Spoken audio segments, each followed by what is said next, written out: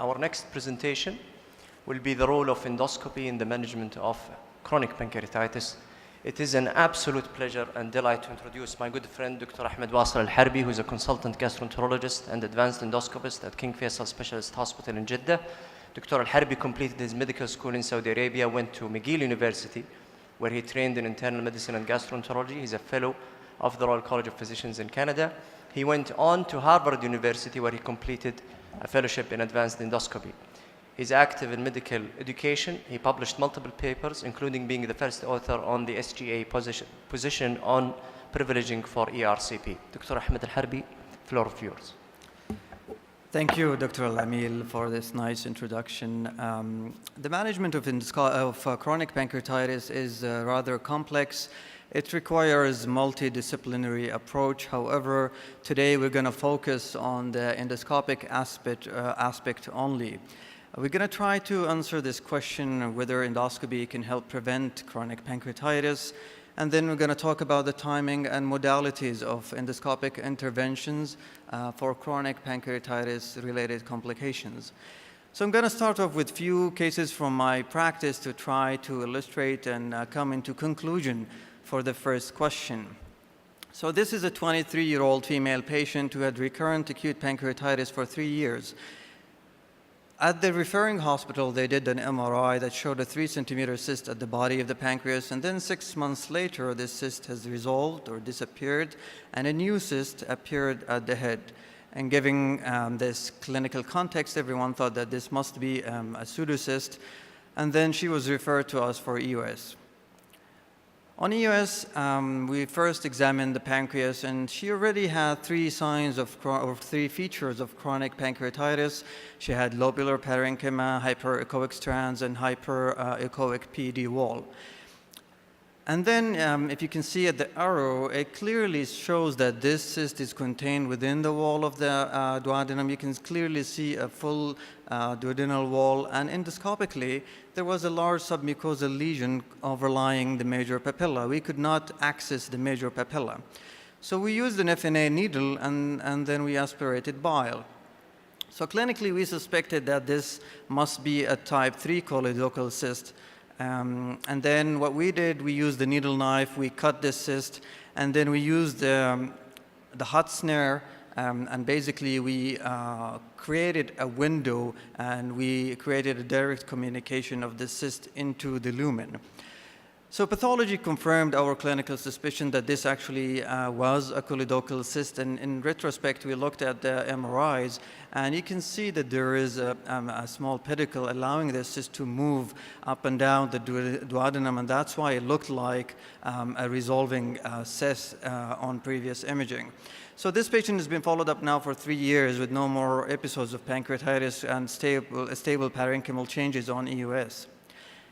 A second case, exactly similar presentation. However, this time he was referred early, and we did the same endoscopic management, and he had no features of chronic pancreatitis, and at 1 year follow-up now he's been doing okay. This is a third case of 30-year-old male patient who had cholecystectomy and had repeated attacks of acute pancreatitis with normal workup. EUS showed 4 features of chronic pancreatitis already, and he had biliary sludge. So a straightforward ERCP and sphincterotomy was an easy fix for his problem, and he had no more attacks of pancreatitis. The last case is the unfortunate story of an 18-year-old female who had 12 years history of recurrent pancreatitis.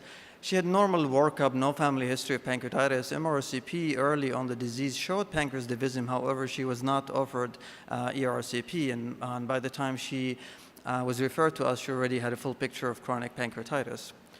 So looking at this study from 2016, it's a cross-sectional study of 15 hospitals. They followed 700 patients after the first episode of acute pancreatitis of all etiologies for about 5 years.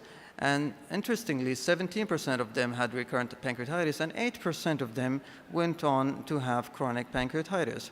So based on this and on our experience, sorry about that, we come into our first conclusion, which is it is an absolute must that patients with recurrent acute pancreatitis should have an appropriate and prompt evaluation and management, as this might help prevent chronic pancreatitis with its disabling complications. And now we'll move on to the second part of this talk. It's about the timing and modalities of endoscopic interventions. And here we talk about the management of main pancreatic duct stones, strictures, leaks, and fistula and pain. Usually, patients do not present with one of these. You will usually see an overlap of problems, and you have to tackle it according to the presentation. So, about timing, we often get referred patients with, who are completely asymptomatic, and usually these patients do not require any endoscopic intervention. It's only when they become symptomatic, and however, when they become symptomatic, we have to intervene early. Before they develop severe pain attacks and before they become narcotic dependent, if you intervene early, you will get a better outcome. However, there are a few exceptions. For example, patients with stricture and malignancy or suspected malignancy, you have to do EOS, maybe FNA or ERCP brushing to rule out cancer. Patients presenting with mass or pseudotumor, they need detailed evaluation to rule out malignancy. The ESGE recommended intervention for young patients with obstructing stone, as the author felt that these patients might progress into a more severe chronic pancreatitis if left untreated. So there's meta-analysis of 16 patients that was published last year, included 16 studies, included 1,500 patients. Basically, 88% of patients in this meta-analysis had an immediate pain relief, and 67% of them had long-term pain control and long-term follow-up, with a very acceptable complication rate of about 8%. However, whenever we look at any data for interventional endoscopy, we have to look into details, as this meta-analysis, as many other meta-analyses, have extremely heterogeneous data. For example, this one, they have differences in the cases selection, in the pain assessment, in the narcotics, in the stenting approach and types and numbers. So every case has to be tackled individually. It has to be addressed in a multidisciplinary fashion to decide what is the best approach. So factors that favors endoscopic, simple, straightforward endoscopic extraction, where you can do sphincterotomy and basket removal. If you have 3 or less stones, if the stones are located at the head or body, the absence of stricture, and smaller size. On the other hand, if you have larger or multiple stones, then we have good evidence to support that ESWL prior to ERCP leads to better outcome. And now there is a new kid in the block, and we all know about the spyglass digital systems. However, if you go back a little bit and look at the data, available data, all the available data so far shows a stone clearance in about 70 to 80% with the clinical success of 90%. However, these are small numbers. It's all retrospective. They use the old spyglass system, and some even use the older direct pancreatoscopy. There has been no head-to-head comparison between ESWL and spyglass. However, with the new digital system, we anticipate that the future is going to be brighter for endoscopy in this field. So if you have small stones, as we have mentioned previously, you can go straightforward ERCP and stone extraction. However, for large stones, if they are extensive with multiple strictures, then probably they can be better served by surgery. On the other hand, you can proceed with ESWL or pancreatoscopy and lithotripsy, depending on the available expertise at your center.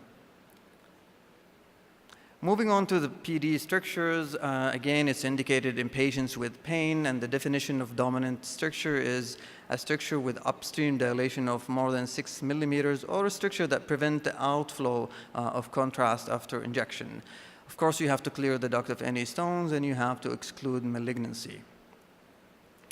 If you have patients with multiple strictures or tailed strictures, again, these patients are probably better served with surgery. And before you take them to endoscopy, you have to discuss them with your surgeons and radiologists. And then we come to the great debate, and talking about how many, or are you going to use one stent or multiple plastic stents, or the new interest in fully covered metal stents. How frequently are you going to change these stents? Every month, 2 months, 3 months, 1 year? What is your target? Are you looking for structure resolution or symptom resolution? And then are you going to do this for short-term or long-term? So in the same meta-analysis, when they looked at the subgroup of patients with stricture only, they found 536 patients. The long-term pain relief was good. It was 67%, and most studies used single stent initially. The size of the stent was according to the main pancreatic duct stent, which is usually a minimum of 7 French. They had two ways of changing the stent. The on-demand exchange, which is basically waiting until the patient develops symptoms, and then you change the stent, or scheduled, which means that you schedule the patient for the exchange either every 3 months, 6 months, or 1 year. And then patients who fail one stent, they can go on to have multiple plastic stenting. And this study, although small, it is the landmark study for multiple stenting. It was published more than a decade ago. It was prospective with 19 patients. They placed 3 stents for 3 to 6 months, and they had a good pain improvement of 84% at 38 months.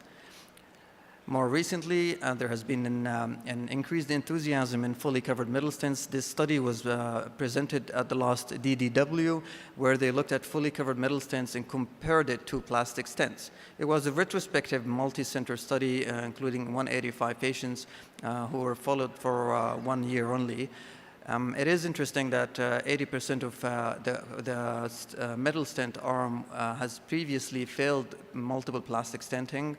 And as expected, the mean number of ERCPs was the ERCPs for the middle stent arm was much less. It was 1.5 compared to 3.9. There was no difference in complication or stent migration rate, and there was a higher resolution of stricture with the middle stents. However, the pain relief was no different. So if you have a patient with stricture, then you can place a single plastic stent, preferably 7 to 10 French for 1 year, regardless whether you want to do the on-demand or the scheduled exchange. If that fails, you can do multiple plastic stents. And if that fails, you can use the fully covered middle stents until we get more information about the long-term safety data. As many authors are worried about the potential duct changes with the middle stent and the potential effect of the middle stent on the small side branches and what that might cause on the parenchyma on the long-term follow-up.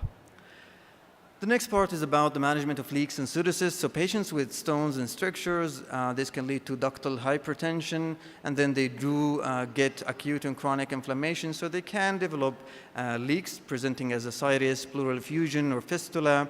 They can have pancreatic fluid collection in the form of pseudocysts. And it is interesting that in contrast to patients with acute pancreatitis, patients with chronic pancreatitis who develop pseudocysts, the spontaneous resolution is very unlikely. And then the most dangerous complication here, which is the disconnect duct syndrome. These patients can have persistent collection, fistula, and recurrent acute pancreatitis. There are 2 approaches, either transpapillary drainage or transmural drainage. So if you have a patient with a collection of less than 6 centimeter and it is communicating with the pancreatic duct with only partial duct disruption with the location at the head or body, and if you can bridge the disruption, then you can have a better outcome with the transpapillary drainage. And of course, you have to manage any coexisting stones and strictures. On the other hand, large collection, more than 6 centimeter with debris and complete disruption of the duct, these are better managed with transmural drainage. There has been studies looking at combined transmural and transpapillary drainage, and it showed basically no added benefit. However, if the patient have PD stone or stricture, it is logical that you are going to go ahead and do the combined approach. And the last part of this talk about the management of pain, and here we talk about the celiac plexus block. We can go ahead and debate this for an hour. However, for the sake of time, we're going to go straight into the summary of this part. As you can see on this screen, we can clearly see the aorta and the celiac trunk, and with high resolution EOS, you can even see the ganglion. You can do direct injection into the ganglion. However, If you don't see them, you can do unilateral or bilateral injection. This meta-analysis looked at the studies of celiac plexus block for patients with chronic pancreatitis, and most of them used steroid as expected. And the overall benefit was seen in about 60% of patients. However, it was only sustained for about 6 months. So to conclude this talk, endotherapy should be offered to chronic pancreatitis patients with pain and stones, strictures, and/or leaks. Such patients should be managed in centers with expertise in advanced endoscopy and in the presence of multidisciplinary team, specifically pancreatic surgeons and interventional radiologists. The role of pancreatoscopy and lithotripsy is promising pending further research, and malignancy should be excluded in patients with pancreatic duct stricture. The fully covered middle stents are promising to resolve refractory strictures, and we're still waiting the data about the long-term safety. And finally, if your patient do not respond to narcotics and to endotherapy for stones and strictures, and they still have pain, you can consider celiac plexus block as one of the potential management options, given knowing the limitation of a short-term effect. Thank you.